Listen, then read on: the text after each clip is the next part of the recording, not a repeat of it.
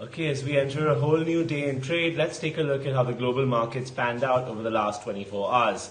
Now, we'd be happy to know that the USA finally recovered yesterday. Major averages snapped a multi-day losing streak. So whether you want to look at the Dow, S&P, Nasdaq, all broke their losing streak. The Nasdaq was the best performer, up nearly 2% on the back of a 5.7% surge in Amazon. The S&P was also up over 1%, and the Dow was up around 0.5%.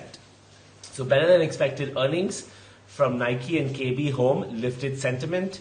Nike saw digital sales rise 82%, driving the stock up 6% in after-hour trading. Tesla also rose in extended trading on the back of Elon Musk saying that deliveries are expected to increase by 30 to 40% this year. Stock futures are also positive. Dow futures up nearly 100% post that breaking news that the House and Senate may be reaching a next stage development on the much-awaited stimulus bill. Dow futures were up 100 points, now have cooled off to around 60 points up. S&P and Nasdaq futures are pretty much flat. So US, a lot of action happening. Stimulus talk really starting up again. A bill could be on the anvil soon, and clear recovery in their headline indices as well. Now, Asia this morning, Japan is coming back after a 2-day holiday, so do remember that. Stocks were mixed over here. Kospi was up 0.57% in early trade. That was attempting to recover from Tuesday's decline. Japan was lagging because for 2 days while the rest of the markets corrected, they were on holiday. So currently they are down around 0.5%. That's the Nikkei I'm talking about. Now, European stocks yesterday also recovered, closing pretty well. The pan-European stock 600 was up by almost 0.6%.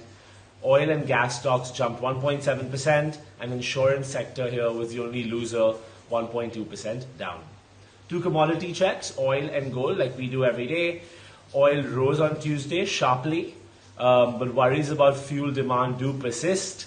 Brent futures rose 27 cents to 41.71, and US WTI rose 29 cents, or nearly a whole percent, to $39.60 per barrel.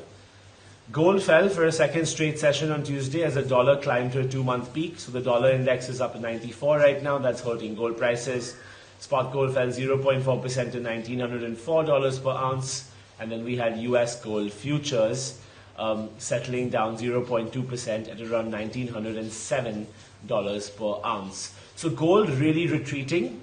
And this is obviously on the back of strengthening in the dollar and lack of clarity on stimulus. Now, if this changes, we might see a slight rebound in gold prices, but for now, they've been a bit tapered. Oil prices also need to watch that $40 mark, we're coming back to it, and it's a very important indicator for us. Every time it slips below $40, you see the markets also kind of take a bit of turmoil. So now that we're reaching back up that today, Nifty should be set for a pretty decent start.